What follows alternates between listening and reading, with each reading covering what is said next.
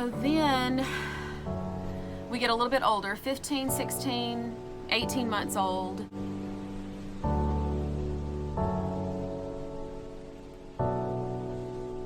And they're still babbling, and they've babbled since about 6 months old, but they never form real words. And at that point, I started thinking, this is kind of late. Why are they not talking yet?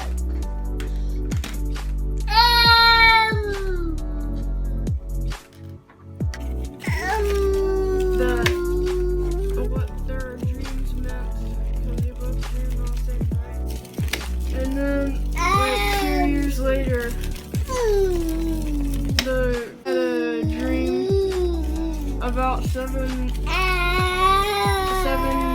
were 14 cows. 7 of them were rotting, and I would ask different people who had boys, and they would say, oh, it's boys. Boys don't talk as early as girls do, or they don't talk on time. And I'd be like, okay, well, they're just boys. And twins. Twins are always a little bit developmentally delayed. You're a big boy. That's good job. That's good job. Yay. I like it. Good work.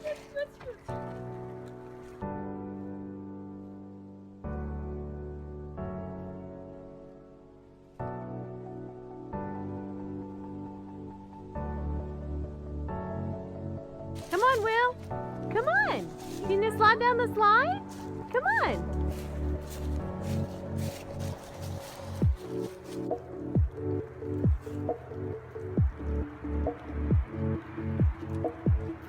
Do you like the way that feels against your head? Does it feel funny against your head? it's cold and wet.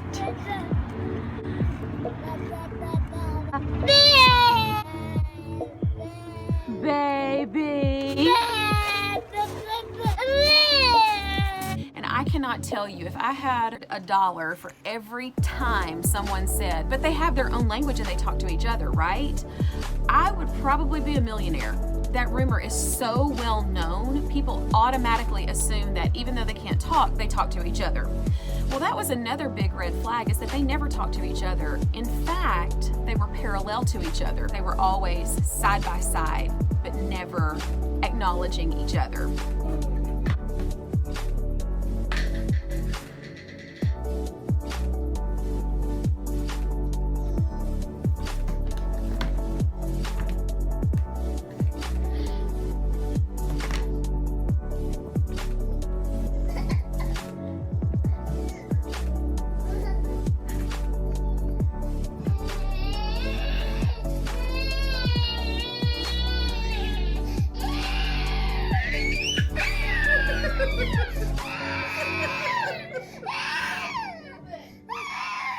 Little kids often do play parallel to each other. You know, sometimes toddlers will, fight. Everybody wants the same toy. And then another red flag that I noticed is that they never made eye contact.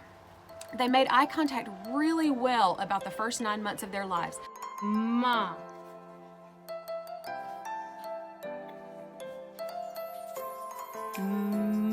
Mom. Mom. Mom. Mom. Can you do it? Can you do it? Yay! Yay! Look at me. Look, Alex. Look. Yay. Let's do ma. Ma. Ma. Ma. This being a later pregnancy and having gone for so long without having babies in the house, I held them all the time. And they were kind of adored by all of us because we hadn't had babies in so long, and they were so much fun and they were really sweet.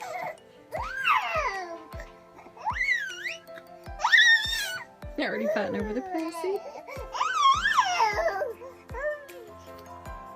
Oh, she's getting a kick out of that too. Give me my passy back.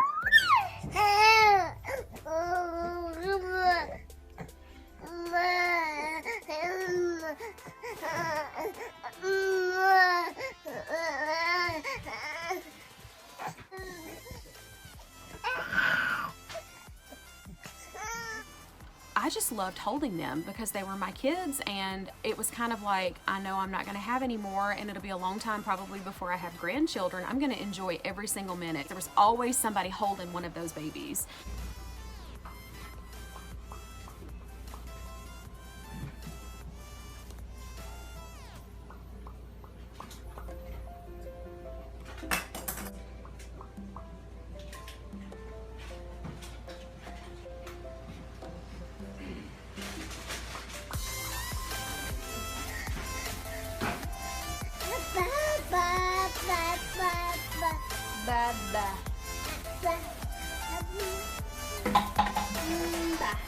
And I like to tell myself now that that's one reason why they do so well with us holding them, and they love to be held and hugged and cuddled. They're very loving, and I like to tell myself it's because we held them all the time. Like, their feet almost never hit the floor. All right.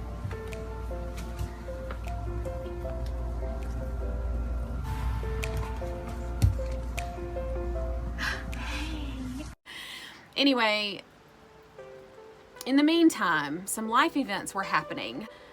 Our oldest son, Frankie,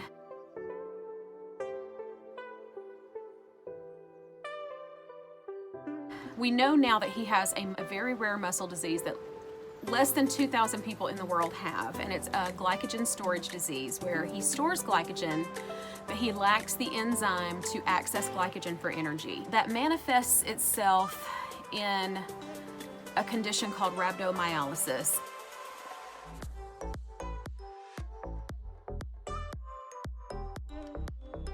You hear about it a lot with people who did CrossFit for the first time, this really intense workout where they worked out too hard and their muscles went into breakdown. A patient in rhabdo will start peeing black. Their pee will literally look like black coffee. It'll be red with blood. They're really, really weak, and if it goes untreated, a person can go into kidney failure. I knew all of these things were happening with the twins, but at the same time, we had several big life events that were occurring simultaneously that took my attention off of the twins. Number one, Frankie's muscle disease. In the meantime, he kept going into rhabdo. He would literally get on a bicycle for 10 seconds and it put him in rhabdo.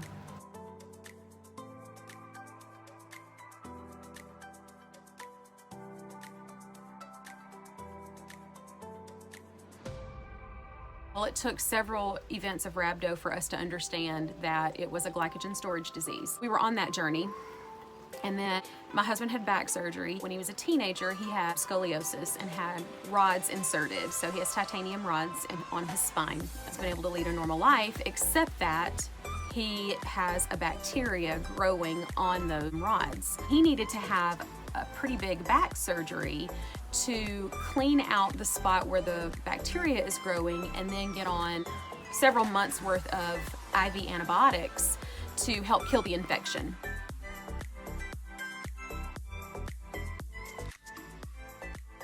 That was going on at the same time, struggling to figure out what was wrong with Frankie. At the same time, my mother-in-law was diagnosed with uterine cancer. She was 60 years old.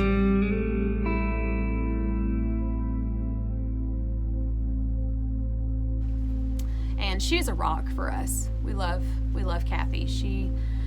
We were very close to her, and it was a blow to find out that she was diagnosed with uterine cancer. Well, being only 60 years old, we thought she's gonna beat it. It's gonna be fine. Radiation, chemo, radiation, surgery, more radiation, no chemo again. She can't do that again. Surgery, radiation. We watched her decline over 2 years, and she passed away in March of 2017.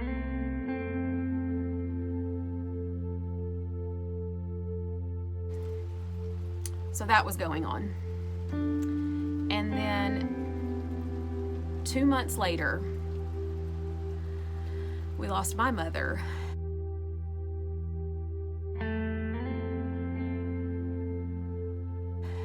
Who had been struggling with mental health all her life. And she shot herself on June the 9th of 2017.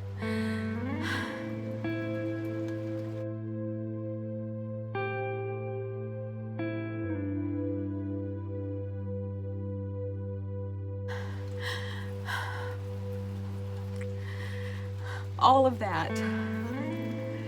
Oh, after my mother-in-law passed away, we moved in. Frank's grandmother, who was 91 years old and was not able to take care of herself anymore.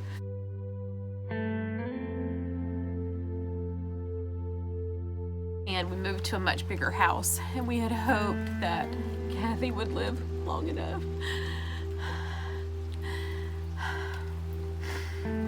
to live in this house with us. She spent one night and then she died.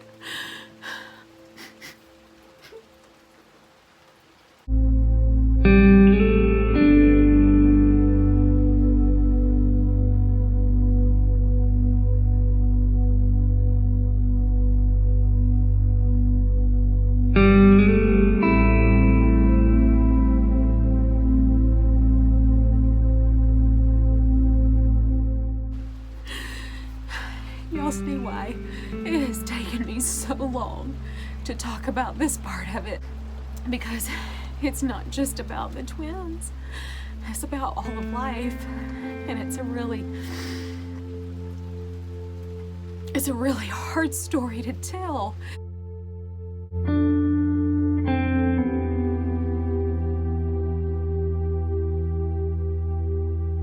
But I feel like y'all need to know it, so you know where we're coming from, and also so I can see how far we've come. Anyway, so we moved Mama in.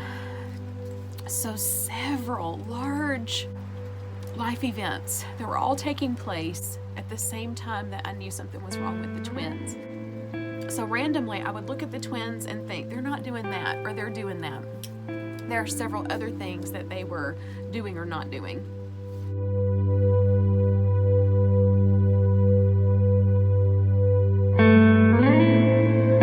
No eye contact. They still vomited a lot, to the point where it was every day.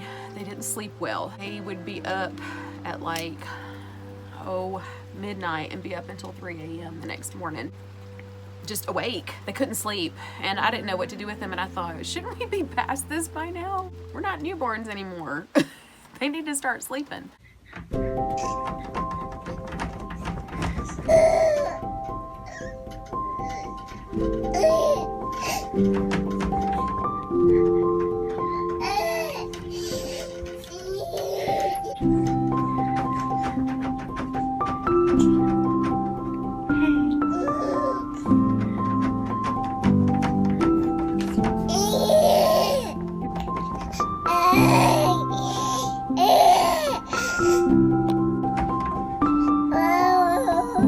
So the sleep was off, not talking, vomiting, and then they started doing little idiosyncratic things, like they would start humming a lot, like vocalizations, like ee, and different sounds.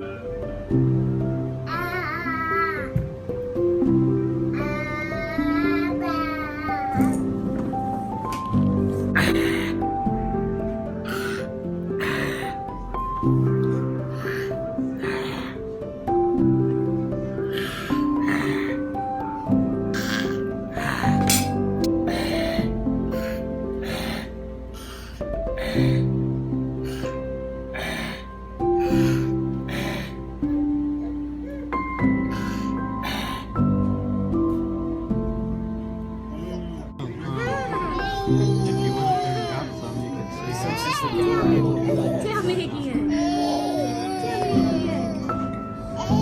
You think?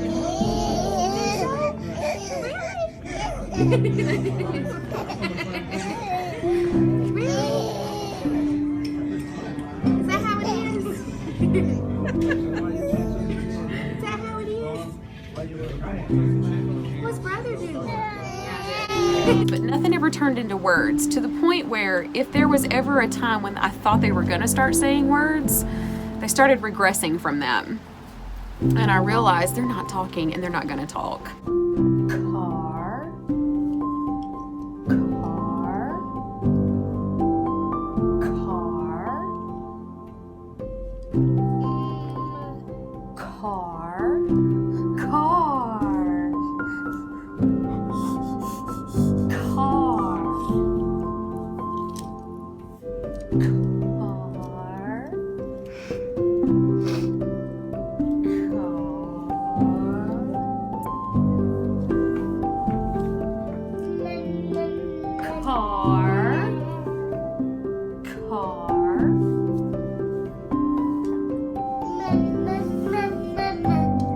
Mama, yay!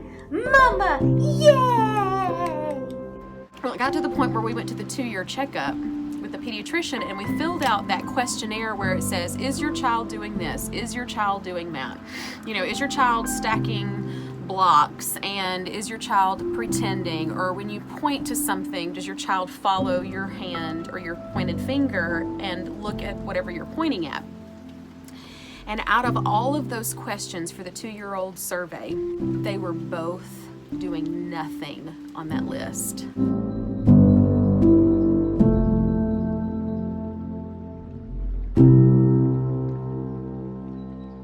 And that I almost started crying in the pediatrician's office because this dread filled me, and I realized it all started to come together, and I was like, oh shoot. This is really bad. This is more than just, oh, they're not talking. Oh, they're not making eye contact. Oh, they're throwing up a lot. No, this was big because they weren't doing any of that.